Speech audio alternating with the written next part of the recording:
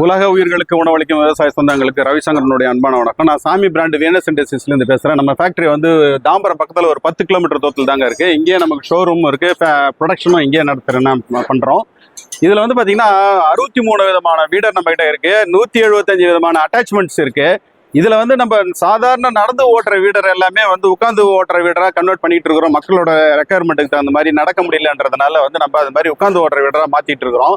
அந்த வரிசையில் வந்து இதுக்கு முன்னாடி வந்து பார்த்தீங்கன்னா பைக் வீடராக பண்ணிட்டு இருந்தோம். அதுக்கப்புறம் இப்போ வந்து 4 வீல் வீடராக மாற்றிட்டு இருக்கிறோம்.